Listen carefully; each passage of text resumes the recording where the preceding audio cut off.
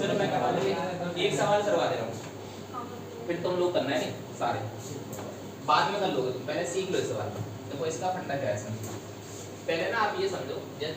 दे रखा है इसमें, ए अलग दिया है, बी और सी को जोड़ कर दे रखा है, ये बी और सी का मान कितना है इसमें 5 है, ये बी अलग दिया है और सी और ए का मान जोड़ कर अनुपात 1:3 है। तब बताना तुम्हें सी अलग ले लो और a प्लस बी का मान को हम तभी निकाल सकते हैं ये अनुपात जब हमें सी का मान पता हो, ए का मान पता हो और बी का, ए और बी का तो पता ही था भाई। आप ये कहने लगो कि यहाँ पे ए का मान तो 3 है, तो ये पक्का ना पता कि कंफर्म ना है नहीं, और यहाँ पे फिर ए का मान देखो कितना है, यहाँ पे तो सी और ए का ही मान कुल मिला के 3 है, तो कैसे लगाओगे, हिसाब लगाओगे 0 हो जाएगा सी का मान। तो आप ये ना कह सकते हो कि ए का मान यहाँ से 3 है, तो ऐसी कंडीशन में करा क्या जाए, आप ये समझो कि ये ए बी सी यहाँ पे ही है और यहाँ पे भी ए बी सी है, तीनों हैं तो ए बी सी ना, जब तीनों ए बी सी हैं तीनों ही जगह, तो इनकी जितनी प्रॉपर्टी होगी उतनी भी इनकी प्रॉपर्टी होगी भाई, जितनों के पास में ये वाली इनकी कीमत होगी उन्हीं की कीमत इतनी होगी ना बराबर, ये भी तो वही आदमी है ए बी सी। मैंने कहा ना आपके पास में अगर 10 रुपये आए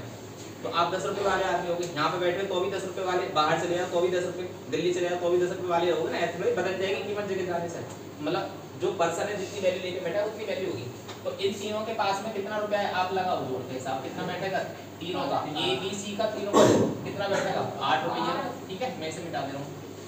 बी सी और ए का इन तीनों का जोड़ो कितना बैठेगा, ये 4 बैठेगा।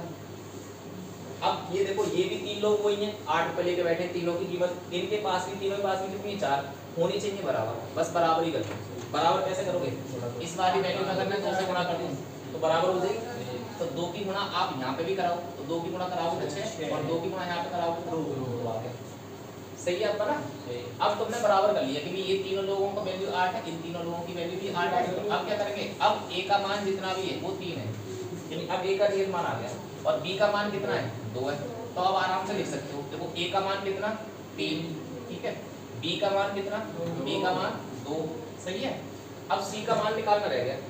आप मुझे बताओ तीनों का मान जोड़ के कितना बैठ रहा है, तीनों का मान जोड़ के तो 8 है ना भाई, तीनों का 8 है ना,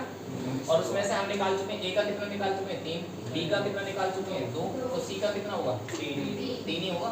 तो यहाँ पे सी का कितना हो जाएगा 3 हो जाएगा, तो कितना हो जाएगा आंसर 3 अनुपात और 3 और को जोड़ लो कितना हो जाएगा, तो आप ऐसे आराम से सवाल करो, बताओ समझ में आया ना आया।